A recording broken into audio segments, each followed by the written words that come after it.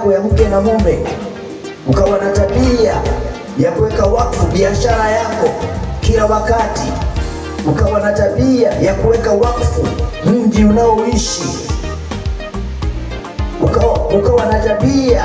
ya kuweka wakfu biashara yako mara kwa mara,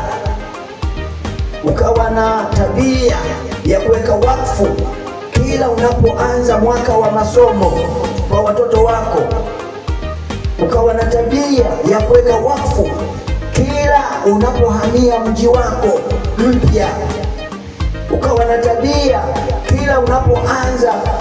ufugaji unaweka wakfu, ukawa na tabia kila unapoanza kilimo